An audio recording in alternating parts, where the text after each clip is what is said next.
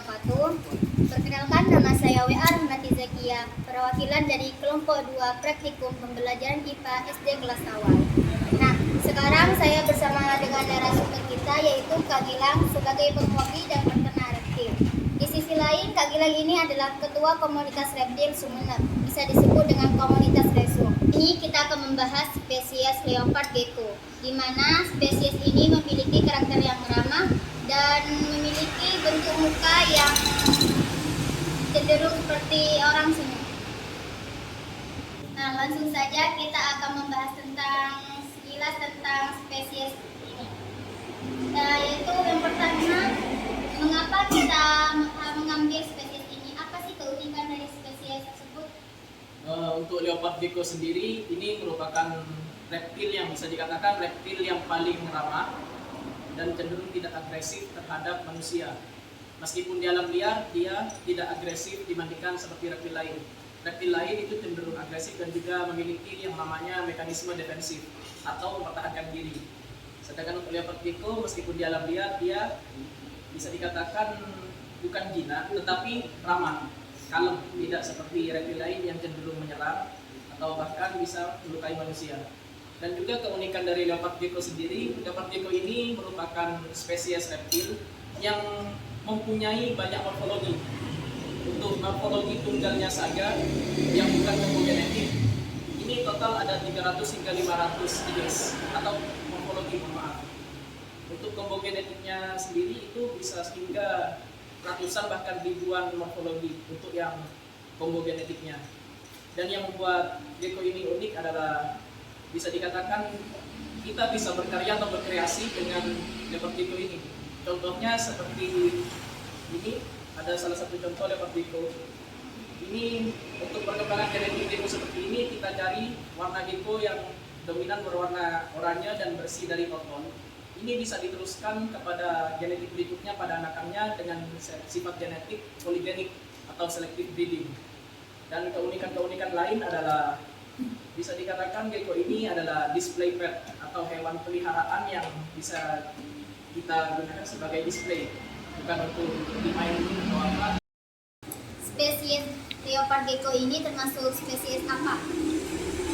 Kalau dari spesiesnya, leopard gecko ini masuk dalam spesies Eublepharis, sedangkan untuk subspesiesnya Eublepharis macularius. Dia masih satu keluarga dengan tokek, karena dia juga keluarga atau family Geckonidae yang terdiri dari tokek rumah, tokek seperti yang di alam liar di sini. Juga gecko ini juga masih satu keluarga ya dengan tokek seperti yang saya jelaskan sebelumnya. Sedangkan untuk yang spesiesnya, dia memiliki beberapa spesies baru di dalamnya atau subspesies secara ilmiahnya. Ini Eublepharis macularius. Ini bisa dikatakan memiliki beberapa perbedaan dibandingkan subspesies lain, contohnya Eublepharis afghanicus, Eublepharis fuscus, dan sebagainya. Perbedaannya adalah dari segi lokaliti atau persebarannya. Kurang lebih seperti itu. Nah, spesies ini di mana habitat aslinya? Untuk habitat asli leopard gecko, dia habitat aslinya persebarannya di Asia bagian selatan, daerah sekitar India, Pakistan, Afghanistan, dan perbatasan dari Afghanistan. Untuk habitatnya, kalau secara habitat ya, leopard gecko ini banyak orang salah kaprah mengira bahwa ini adalah jenis tokek gulun atau hidup di daerah savana. Sedangkan pada habitat aslinya di alam liar, leopard gecko ini cenderung hidup pada daerah yang kering dan gelap, yaitu di gua-gua ataupun di bawah bebatuan. Kurang lebih seperti itu. Jadi leopard gecko ini tidak ada di Indonesia. Untuk di Indonesia tidak memiliki spesies Eublepharis. Untuk spesies yang paling mendekati dari keluarga gecko yaitu ada tokek rumah seperti yang sering kita temui di sekitar rumah, dan juga untuk di daerah Kalimantan ada giant gecko, giant salamander gecko dan sebagainya. Tetapi itu masih berbeda spesies. Tapi masih dalam satu family Geckonidae. Kurang lebih seperti itu. Hanya kerabat dekat saja. Bagaimana ciri-ciri dari spesies ini? Dari ciri-cirinya secara taksonomi ya, leopard gecko ini yang membedakan dengan spesies tokek lainnya, yaitu dia memiliki seperti yang dijelaskan pada pembukaan tadi, Dia memiliki wajah yang cenderung seperti sedang senyum, dan juga mata yang terbuka lebar seperti ini, kepala yang cenderung bulat, dan juga ini yang menjadi ciri khas utama yaitu ekornya. Dibandingkan keluarga tokek lain yang ekornya cenderung kurus, leopard gecko ini menyimpan lemak atau cadangan makanan pada ekor. Selain itu, untuk menyimpan sisa atau cadangan nutrisi pada bagian ketiak depan belakangnya ada seperti bulatan untuk menyimpan cadangan makanan atau kantong nutrisi, istilahnya seperti itu. Apa sih ciri-ciri dari leopard gecko ini? Untuk ciri-cirinya leopard gecko ini seperti yang dijelaskan pada pembukaan tadi ya, dia memiliki wajah atau kepala yang cenderung seperti tersenyum, bagian mulutnya seperti ini. Dan juga ciri yang membedakan keduanya adalah kepalanya lebih pesek dan mata ini cenderung terbuka lebar. Dan yang membedakan leopard gecko ini dengan spesies tokek lainnya adalah ekor. Bagian ekornya dia cenderung lebih gemuk, sedangkan untuk tokek pada umumnya kan dia ekornya cenderung kurus. Mengapa ekornya gemuk seperti ini? Karena ekor gemuk seperti ini adalah tempat untuk menyimpan cadangan makanan atau menyimpan lemak. Dan juga di bagian ketiak depan di sini ada bulatan seperti ini adalah kantong nutrisi ya. Dan kurang lebih seperti itu. Ya, untuk evolusinya ini dibandingkan tokek lain yang cenderung menempel di tembok ataupun bisa memanjat pohon, menempel ya. Leopard gecko tidak bisa menempel di pohon ataupun di tempat lainnya karena dia secara habitatnya dia tinggal di bawah bebatuan. Jadi dia evolusinya dibandingkan tokek lain, dia memiliki kuku atau cakar ya untuk menggali tanah, untuk tempat bersembunyi dari predator. Nah, bagaimana cara berkembang biak leopard gecko ini? Untuk cara berkembang biaknya, dia seperti reptil lainnya, yaitu dengan cara bertelur. Tetapi yang membedakan leopard gecko dengan kadal lain adalah kalau reptil lain dia bertelur sekaligus pada satu musim kawin. Sedangkan untuk leopard gecko dia dikenal dengan sistem clutch, atau bisa lebih mudah kita katakan fase atau bertahap ya. Mengapa kita katakan bertahap? Karena misalkan saya beri contoh iguana. Iguana itu dalam satu kali musim kawin dia langsung mengeluarkan telurnya sekaligus. Misalkan ada 40 hingga 60 telur, dia dikeluarkan sekaligus dalam satu kali atau satu fase. Sedangkan untuk leopard gecko dia bertahap. Setelah kawin kurang lebih 3 hingga 4 minggu akan mengeluarkan 2 telur. Dan biasanya di bagian samping kanan kiri perutnya di bagian belakang.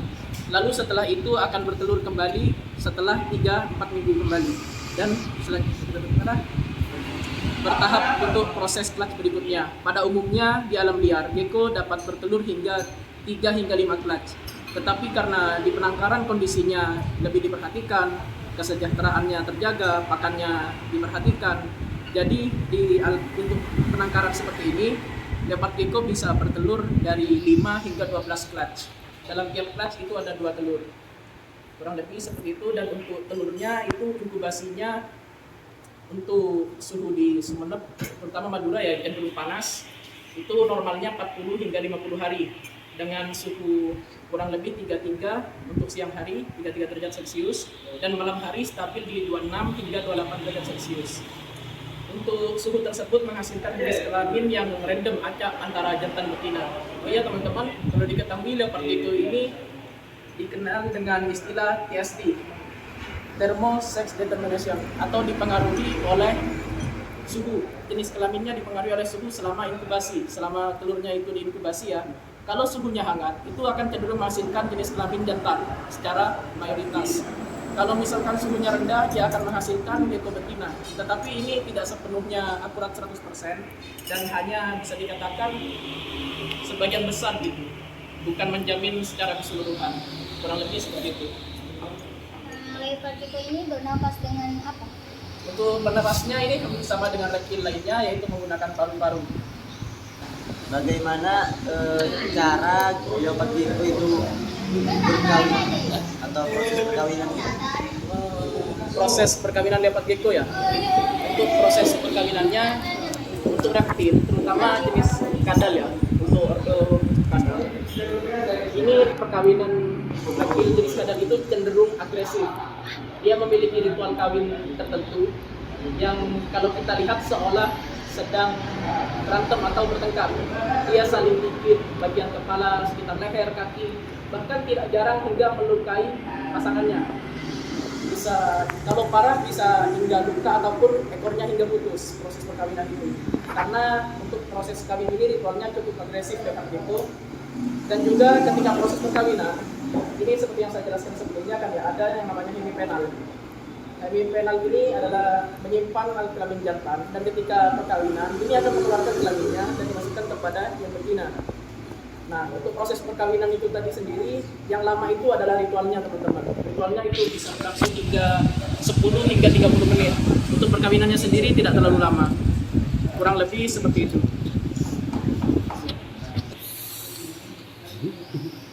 Nah, berdasarkan dari habitat aslinya, apa sih makanan yang dimakan oleh leopard gecko ini? Kalau di alam liar, leopard gecko ini dikenal dengan insektivora atau pemakan serangga teman-teman. Yang sebelumnya itu kan dibagi menjadi 3 ya, ada yang pemakan tumbuhan, pemakan daging, dan pemakan segalanya. Ada tipe pemakan baru yaitu insektivora, yaitu pemakan serangga. Dan leopard gecko ini adalah salah satu hewan yang insektivora. Dia memakan serangga-serangga kecil di alam liar, contohnya belalang, lalat, dan juga kumbang. Tetapi karena ini kita sedikit beda dengan di alam liar, karena ini udah masuk ke dalam penangkaran ya, dan kita rawat dengan maksimal. Jadi pakannya itu harus kita jaga, baik dari tingkat nutrisinya, keseimbangan mikro dan makronya. Jadi itu harus diperhatikan teman-teman jika ingin memastikan kesejahteraan leopard gecko. Untuk pakan utama di farm saya, pas saya ternak ini, pakan utamanya adalah jangkrik. Karena jangkrik ini bisa dikatakan cukup tinggi protein dan juga rendah kandungan lemak. Tetapi kalau misalkan ditanya yang paling bagus, pakan yang paling bagus yaitu kecoa dubia atau kecoa Madagaskar. Berbeda dengan kecoa yang di alam liar atau yang sering kita temukan di sekitar rumah ya, itu berbeda. Kalau opsi pakan lain selain dari jenis serangga, yang kedua adalah jenis larva. Contohnya yaitu ulat Hongkong ataupun ulat Jerman. Tetapi kalau saya pribadi tidak menyarankan menggunakan pakan seperti ulat Hongkong ataupun ulat Jerman. Karena pakan jenis ulat itu selain tingkat proteinnya tidak maksimal ya, tidak sebanding dengan jangkrik, tingkat atau kandungan lemak yang dimiliki oleh ulat Hongkong dan ulat Jerman itu sangat tinggi teman-teman. Jadi kalau tidak kita perhatikan, leopard gecko jika diberi pakan utama berupa ulat, itu sangat beresiko mengalami overweight atau kelebihan berat badan. Badannya lebih cabi gitu, dan membuat gecko cenderung malas bergerak atau malas beraktivitas, dan beresiko kepada penyakit obesitas. Dengan obesitas tadi, mungkin orang sering salah kaprah ya ketika melihat leopard gecko gemuk, contohnya seperti ini. Saya ambil contoh dulu. Nah, ini badannya masih bisa dikatakan proporsional teman-teman, belum dikatakan overweight ataupun obesitas.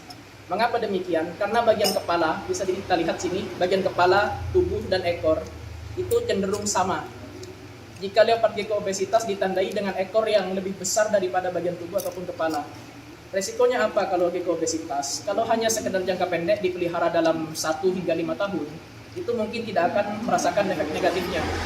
Tetapi untuk breeding ataupun ternak jangka panjang, itu akan merasakan efeknya, yaitu leopard gecko dapat beresiko terkena penyakit pneumonia, penyakit akibat itu kadar gula yang terlalu tinggi dan kadar lemak yang tinggi, sehingga beresiko kelumpuhan teman-teman, seperti yang sering terjadi. Dan ini juga kenapa saya katakan unik, harapan hidup leopard gecko di alam liar itu berkisar antara 10 hingga 20 tahun. Sedangkan jika kita pelihara di peternakan seperti ini, harapan hidupnya bisa mencapai 30 tahun. Tetapi pada normalnya ya, teman-teman saya, senior-senior saya yang memelihara leopard gecko, itu rata-rata hingga di usia 20. Di atas 20 tahun itu biasanya sudah tidak dipelihara lagi atau dijual. Soalnya produktivitasnya sudah berkurang untuk ternak. Kalau untuk dipelihara tidak masalah. Kurang lebih seperti itu. Nah, bagaimana cara leopard gecko ini beradaptasi dengan lingkungan? Untuk adaptasinya ya, leopard gecko dengan lingkungannya, dia akan tidak seperti tokek lain yang cenderung hidup di habitatnya atau istilahnya arboreal ya, hidup di daerah tempat tinggi. Tuhan belum mencapai ratusan morfologi, hingga saat ini mencapai ratusan bahkan ribuan morfologi yang berbeda karena antusiasme dan juga jasa dari para penghobi leopard gecko yang sangat asik untuk mengkombo genetik leopard gecko sehingga menghasilkan kombo genetik baru atau menemukan genetik baru. Dan bisa dilihat di sini ya, di sini ada berbagai macam varietas morfologi. Contohnya di sini ada seperti yang saya pegang ini, ada white and yellow Maxno Raptor. Di sini ada 4 kombo genetik ya, yaitu genetik Maxno, white and yellow, Raptor sendiri adalah kombo dari genetik Tramper dan Eclipse, sifatnya resesif, sedangkan poligeniknya yaitu patternless atau tidak ada motif di badan. Lalu yang paling umum dan sering kali disukai oleh para pemula, contohnya seperti ini teman-teman. Ini namanya Sunglow. Dia sering disukai oleh pemula karena warnanya yang cenderung cerah orange seperti ini ya. Sedangkan untuk saat ini yang cukup populer di Indonesia yaitu seperti ini, ada white and yellow, dan juga ini namanya Super Pied, atau secara morfologi bisa kita sebut Spursma Eclipse ya, dengan tanda payat atau pita di bagian kepalanya seperti ini, kurang lebih seperti itu. Nah, ya, kurang lebih seperti itu. Tuh. Berdasarkan dari pemeliharaannya,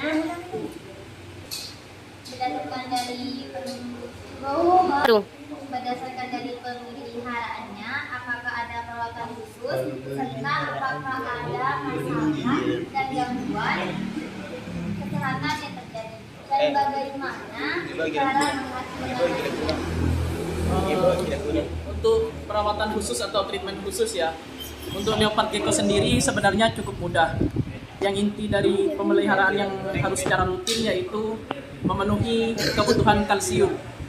Kalsium sendiri bisa kita beri lebih bagus untuk kalsium khusus reptil leopard gecko, yaitu yang lengkap mengandung vitamin D3 teman-teman.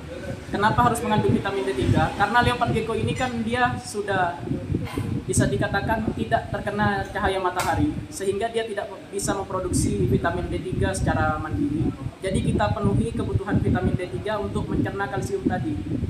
Dan kenapa kalsium ini harus diberikan secara rutin? Kalsium ini berperan penting bagi pertumbuhan tulang dan juga untuk ototnya dan fungsi saraf lainnya. Jika di leopard gecko ini kekurangan kalsium, akan mengalami suatu penyakit metabolik tulang atau biasa dikenal dengan MBD, metabolic bone disease. Penyakit MBD ini disebabkan oleh kekurangan kalsium yang mengakibatkan gecko ini tidak dapat menggunakan fungsi tubuhnya secara maksimal. Bisa dikatakan badannya lemas atau kakinya tidak dapat bergerak, sebagian fungsi tubuh ini terjadi deformasi atau perubahan bentuk atau form. Dan selain dari kalsium, untuk perawatan khususnya saya menggunakan probiotik ya teman-teman. Sebenarnya probiotik ini sifatnya opsional. Probiotik tadi itu membantu proses pencernaan leopard gecko supaya terhindar dari gangguan pencernaan yang diakibatkan dari bakteri seperti patogen, amoniak, dan lain-lain.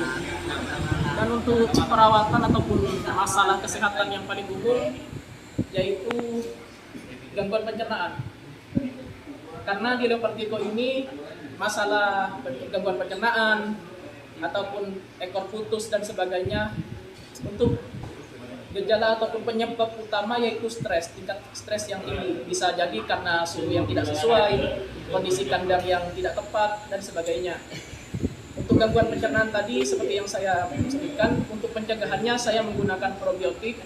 Dan untuk mengatasi jika dia terkena gangguan pencernaan, saya menggunakan antibiotik khusus untuk leopard gecko, lengkap beserta kalsium dengan D3, sehingga dia bisa pulih kembali teman-teman.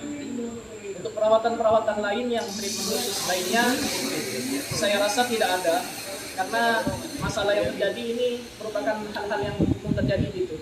Dan untuk seperti yang saya sebutkan ya tadi, untuk ekor putus, leopard gecko ini seperti spesies kadal lainnya, dia bisa menumbuhkan ekornya yang putus. Jika ekornya putus bisa karena stres atau saat proses perkawinan, ataupun karena digigit serangga hingga infeksi, dia akan memutuskan ekornya. Tetapi jika ekor ini putus, dia tidak akan bisa tumbuh pulih kembali seperti ini. Dia akan tumbuh cenderung lebih pendek dan bulat, dan tidak akan semulus ini teman-teman, tidak akan sama dengan yang awal, kurang lebih seperti itu. Baik, bersama saya WA Rahmati Zakia, saya ucapkan terima kasih dan wassalamualaikum warahmatullahi wabarakatuh.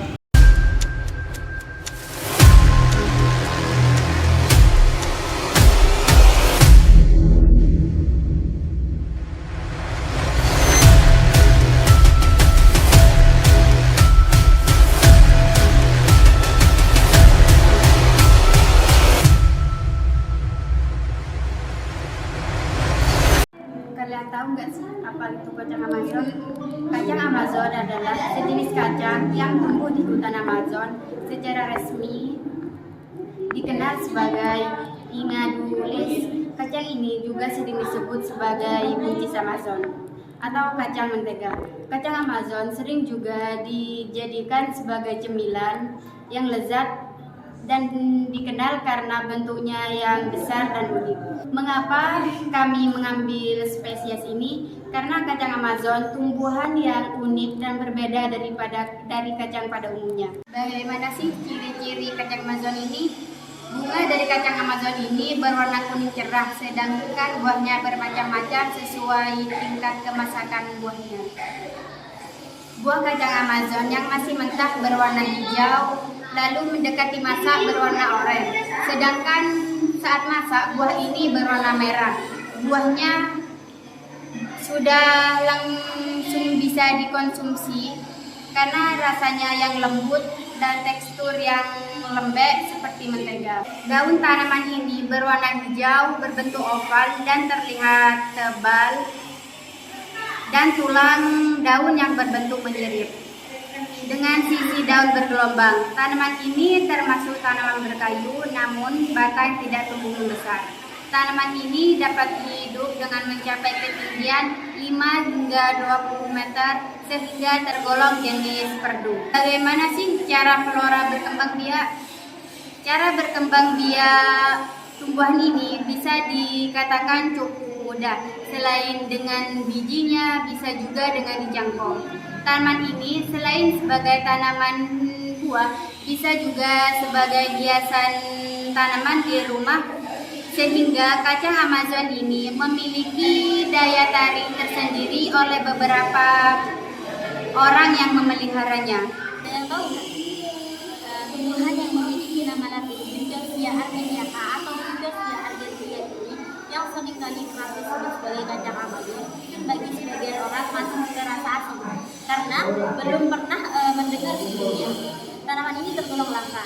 Masih banyak yang belum tahu cara menanam, mengolah, serta apa saja manfaat dari kacang ini.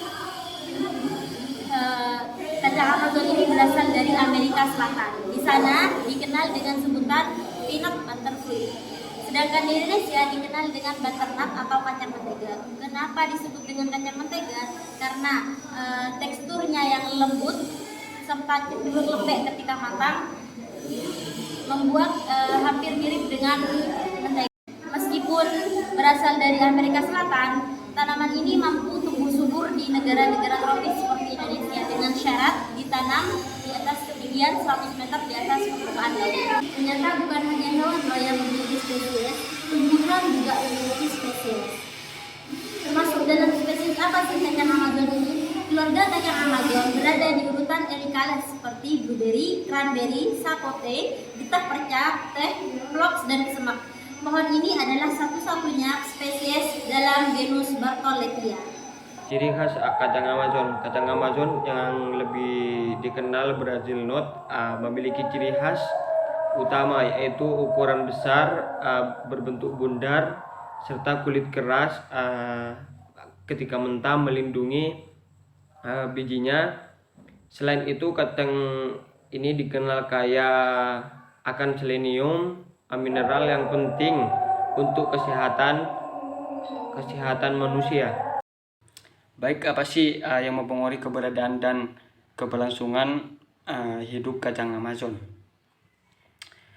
Faktor utama yaitu habitat hutan hujan, di mana kacang ini tumbuh perubahan iklim deforestasi dapat mempengaruhi habitat alaminya. Kacang Amazon juga bergantungan kepada kumbang Orichides untuk penyerbukan. Terdapat ekosistem ini dapat mempengaruhi produksi kacang Amazon. Perlindungan dalam lingkungan dan keberlanjutan hutan hujan ini menjadi salah satu memastikan keberlangsungan hidup kacang Amazon. Apakah kondisi tanah sangat berpengaruh terhadap pertumbuhan flora kacang Amazon tersebut? Ya, kondisi tanah memang sangat berpengaruh terhadap pertumbuhan tanaman, termasuk kacang Amazon. Tanah yang subur dan kaya akan nutrisi penting seperti nitrogen, fosfor, dan kalium sangat penting untuk pertumbuhan dan perkembangan tanaman. Berikut beberapa aspek kondisi tanah yang dapat mempengaruhi pertumbuhan kacang Amazon. Yang pertama yaitu kesuburan tanah. Tanah yang subur kaya akan bahan organik dan nutrisi penting akan mendukung pertumbuhan tanaman.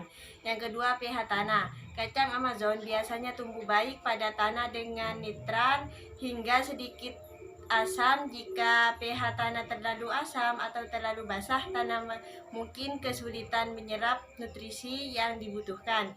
Yang ketiga, drainase tanah. Tanah yang memiliki drainase baik untuk mencegah genangan air yang bisa menyebabkan akar tanaman membusuk. Yang keempat, struktur tanah. Struktur tanah yang baik memungkinkan atau tanaman menembus tanah dengan mudah dan menyerap air dan nutrisi yang dibutuhkan. Yang terakhir, ketersediaan air. Meskipun kacang Amazon dapat tanah terhadap kondisi kering, tanaman ini tetap membutuhkan pasokan air yang cukup untuk tumbuh dan berkembang. Jadi, jika Anda berencana menanam kacang Amazon, pastikan untuk memeriksa dan mempersiapkan kondisi tanah Anda terlebih dahulu. Apa manfaat flora kacang Amazon? Selain memiliki rasa yang manis, lezat, dan lembut, kacang Amazon juga memiliki kandungan serat dan protein yang cukup tinggi. Mengkonsumsi kacang Amazon secara rutin dipercaya mampu memberikan berbagai macam manfaat untuk kesehatan, seperti menurunkan kolesterol, menstabilkan tekanan darah, mencegah kanker, meningkatkan kepadatan tulang, menjaga berat badan, menjaga kesehatan mata, melancarkan perencanaan, meningkatkan stamina, merawat rambut dan kesehatan kulit, serta mampu meningkatkan sistem kekebalan tubuh atau imunitas.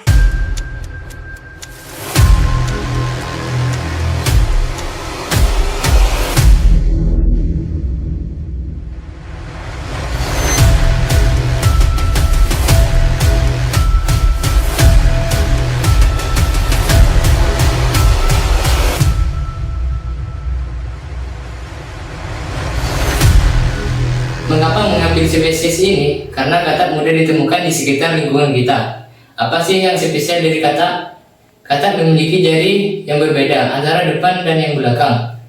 Yang depan memiliki 4 jari, sedangkan yang di belakang memiliki 5 jari. Katak juga dapat hidup di 2 alam, yaitu darat dan air.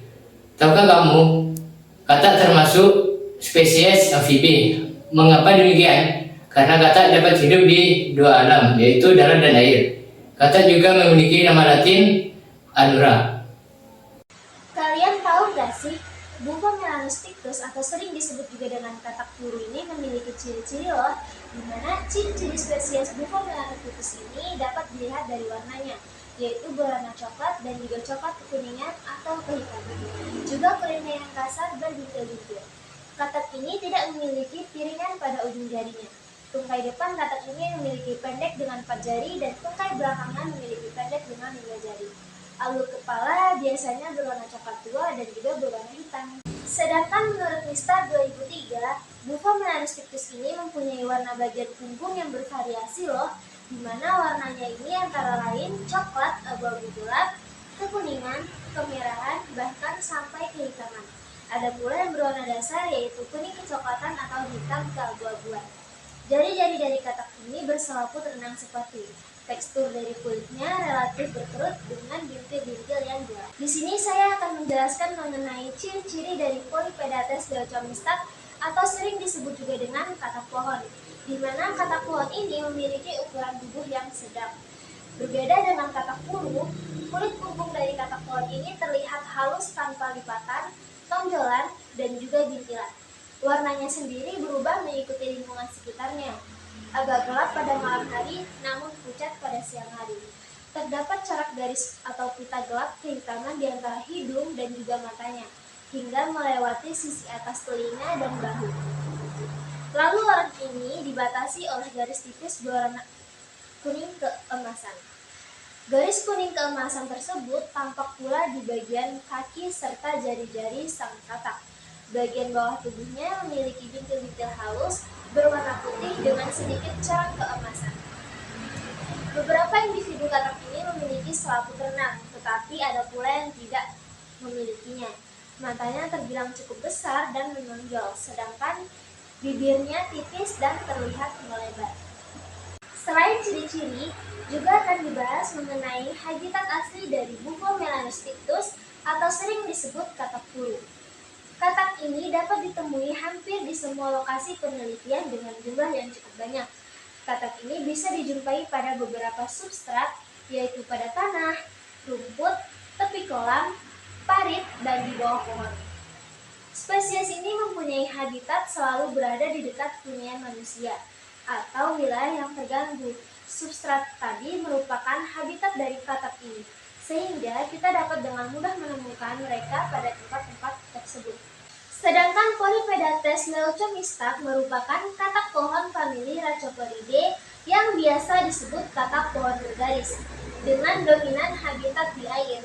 Tetapi, katak ini juga sering kali ditemukan di darat, seperti pada dahan dan juga daun sekitar areal berair. Karena Polypedates leucomistat ini merupakan jenis katak pohon yang kehadirannya sangat tergantung dengan keberadaan air, menurut Gersberger dan Travis 2004. Sedangkan Ian Wareva dan kawan-kawan 2012 mengemukakan bahwa katak ini bisa hidup di antara tumbuhan, kebun, atau sekitar rawa dan hutan terganggu. Tahukah kamu bagaimana cara katak berkembang biak? Katak berkembang biak dengan cara ovipar atau bertelur.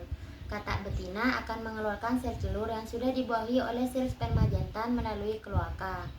Katak dewasa dapat menghasilkan ratusan telur dalam sekali bereproduksi. Sel telur tersebut akan menjadi zigot dan berkembang menjadi embrio. Katak merupakan hewan yang mengalami metamorfosis sempurna mencakup 4 tahapan, yaitu telur, kecebong, katak berekor, dan katak dewasa. Tahukah kamu bagaimana cara katak bernafas? Katak merupakan hewan amfibi yang bernafas menggunakan paru-paru dan kulit. Namun saat menjadi kecebong, katak bernafas menggunakan insang. Insang yang berada di kecebong berada di tubuh bagian luar dan terdiri atas lembaran-lembaran kulit halus yang mengandung kapiler darah. Setelah berumur 9 hari, kecebong akan bernafas menggunakan insang dalam. Namun, insang dalam akan menyusut seiring berfungsinya paru-paru, dan katak muda akan tumbuh menjadi katak dewasa. Setelah dewasa, katak bernafas menggunakan paru-paru dan permukaan kulit. Paru-paru di dalam katak mengandung gelembung-gelembung udara yang sangat halus, berselaput, dan banyak mengandung kapiler darah. Di dalam gelembung udara, oksigen diserap dan karbon dioksida dikeluarkan. Katak juga bernafas melalui permukaan kulit, yang mana permukaan kulit katak selalu basah karena memudahkan penyerapan oksigen dari udara. Apa saja sih anggota tubuh pada katak? Anggota tubuh pada katak yaitu terdiri dari yang pertama kaki depan, yang kedua kaki belakang, yang ketiga yaitu mulut, yang keempat bentuk tubuh, yang kelima yaitu mata, dan yang terakhir yaitu warna kulit. Katak tidak hanya memiliki anggota tubuh luar saja, tetapi katak juga memiliki organ dalam, yakni yang pertama yaitu lidah, yang kedua kerongkongan, yang ketiga paru-paru, dan yang keempat yaitu lambung, yang kelima yaitu pankreas, yang keenam yaitu hati, dan yang ketujuh yaitu kantung empedu, yang kedelapan yaitu usus. Usus terdiri dari 3 bagian, yaitu usus 12 jari atau duodenum, usus kosong atau jejunum, usus terna atau ileum. Dan yang terakhir yaitu kloaka. Makanan yang dimakan oleh katak yaitu semacam belalang, jangkrik, laron, dan semacam serangga lainnya. Bagaimana sih cara katak beradaptasi dengan lingkungannya? Katak mempunyai adaptasi tertentu yang memungkinkannya bertahan hidup dalam jangka waktu yang lebih lama. Dengan seiring berjalannya waktu, katak telah menyesuaikan mata, kaki, dan kulitnya agar dapat bertahan hidup di lingkungannya. Tidak semua katak memiliki adaptasi yang sama, meskipun terdapat lebih dari 6.000 jenis katak yang hidup di berbagai lingkungan yang berbeda. Katak mempunyai mata bulat besar yang terletak di atas kepalanya. Dengan mata tersebut, katak bisa melihat sekeliling tanpa perlu menggerakkan kepalanya. Hal tersebut juga memudahkan katak mengawasi pemangsa dan menyelinap ke mangsanya. Katak juga memiliki kaki panjang yang sangat kuat. Mereka menggunakan kakinya untuk melompat dan berenang jarak jauh, dan untuk melarikan diri dari pemangsa atau untuk menangkap mangsanya. Katak memiliki peranan paling penting di lingkungan manusia. Lantas apa saja sih peranan penting di lingkungan manusia tersebut? Yang pertama yakni katak memiliki peranan penting dalam rantai makanan, baik sebagai predator maupun mangsa. Yang kedua yakni katak berperan penting dalam penelitian medis. Katak menghasilkan beragam sekresi kulit, banyak diantaranya berpotensi untuk meningkatkan kesehatan manusia dan digunakan sebagai obat-obatan. Sedangkan yang ketiga ialah bioindikator lingkungan. Sebagian besar katak membutuhkan habitat yang sesuai, baik di lingkungan darat maupun perairan. Katak juga memiliki kulit yang sangat bermebel yang mudah menyerap bakteri, bahan kimia, dan racun.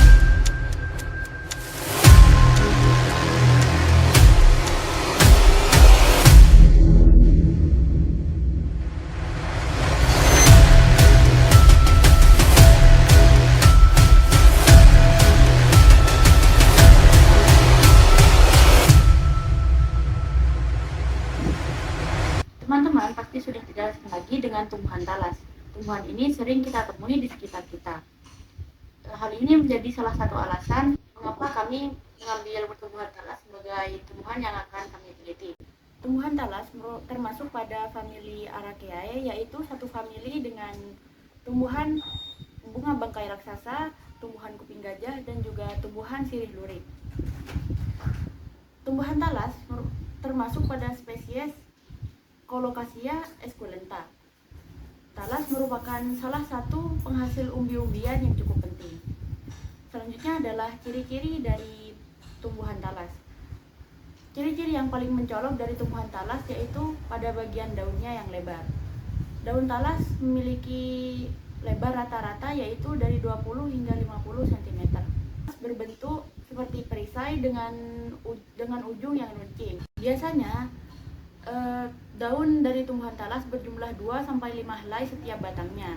Sedangkan untuk tangkainya biasanya berwarna hijau, keunguan, kemerahan, dan juga hijau kekuningan. Tangkai pada tumbuhan talas biasanya berukuran 0,5 hingga 1,5 meter. Selanjutnya adalah batang pada tumbuhan talas. Batang pada tumbuhan talas sangat tebal, kuat, dan juga berbuku-buku. Lalu bunga pada tumbuhan talas. Tumbuhan talas memiliki bunga yang berwarna putih dan juga berbentuk seperti lonceng. Yang terakhir adalah umbi pada talas. Umbi pada talas berwarna putih dan berbentuk agak bulat. Bagaimana cara tanaman talas tersebut berkembang biak? Bukan hanya binatang loh yang dapat berkembang biak, tumbuhan juga bisa berkembang biak. Nah, cara berkembang biak tanaman talas melalui umbi atau biji. Untuk cara vegetatif bisa menggunakan umbi talas yang telah tumbuh sebagai bibit baru. Potongan umbi menjadi potongan kecil yang memiliki tunas atau mata tunas. Lalu tanam potongan tersebut di tanah yang subur. Alternatifnya talas juga dapat diberkembangbiakkan melalui biji, dan ambil biji talas yang matang, lalu tanamkan ke tanah yang lembab. Nah, pastikan untuk memberikan perawatan yang baik seperti penyiraman teratur dan pupuk sesuai kebutuhan. Di mana sih habitat asli tanaman talas tersebut? Nah, Tanaman talas berasal dari daerah tropis Asia dan termasuk India dan wilayah Asia Tenggara. Dan tanaman talas memiliki habitat asli di daerah tropis dan subtropis. Umumnya tumbuh di tanah lebab atau rawa-rawa dan dapat ditemukan di berbagai negara seperti Indonesia, Thailand, Malaysia, dan wilayah-wilayah tropis lainnya. Tahukah kamu tentang ciri khas yang terdapat pada tanaman talas? Nah, di sini tanaman talas memiliki ciri khas yang sangat menonjol, yaitu terdapat pada daunnya, di mana daun talas memiliki lapisan lain di permukaannya, sehingga menyebabkannya anti air atau waterproof. Air akan langsung mengalir dari permukaan daun tanpa membasahi daun talas itu sendiri. Dan apakah kalian tahu tentang faktor-faktor yang mempengaruhi keberadaan dan keberlangsungan pertumbuhan pada tanaman talas? Nah, di sini ada beberapa faktor yang mempengaruhi pertumbuhan pada tanaman talas itu sendiri, yaitu iklim, tanah, hama, dan penyakit. Di mana pada iklim, tanaman talas dapat tumbuh di daerah yang beriklim tropis dan subtropis.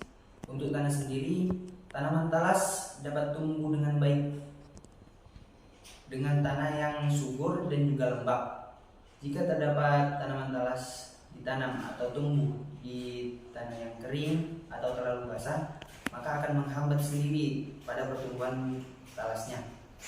Dan untuk hama dan penyakit, ada beberapa hama dan penyakit yang sering menyerang pada tanaman talas, yaitu seperti ulat umbi, penggerek batang, dan juga yang sering kita temui pada tanaman talas yaitu penyakit busuk akar.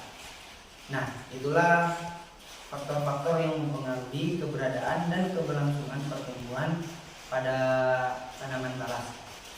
Nah, bagaimana sih cara adaptasi tanaman talas? Talas adalah tanaman yang berumur panjang sehingga kebutuhan airnya lebih banyak dibandingkan tanaman lain yang berumur pendek. Cara talas beradaptasi saat mengalami kekeringan atau kekurangan air terlebih pada musim kemarau, yaitu dengan cara menggulungkan daunnya. Cara adaptasi ini memiliki keuntungan, yaitu tanaman talas akan mencegah kehilangan air yang banyak, namun juga memiliki kerugian, yaitu tanaman talas akan terlambat proses fotosintesis atau mengakibatkan tumbuhan daun akan lebih sempit. Tanaman talas juga memiliki manfaat, yaitu dari daunnya digunakan sebagai bungkus ikan di pasar. Daunnya mengandung polifenol dan digunakan untuk obat borok atau luka atau bisul, atau jika terkena air panas dengan cara dicuci bersih lalu digiling dan dibalurkan pada luka. Umbinya dimanfaatkan sebagai anti radang dan mengurangi bengkak. Untuk umbi tangkai hijau, daun umbi dan batangnya dapat dibuat sayur lompong, sayur asam, tetelan, atau sayur lodeh. Talas dimakan umbinya yang merupakan sumber karbohidrat yang cukup penting, namun tidak dapat dikonsumsi secara berlebihan karena bisa menimbulkan rasa pegah dan gangguan pencernaan. Talas juga dapat diolah menjadi tepung, kue, dan juga bubur.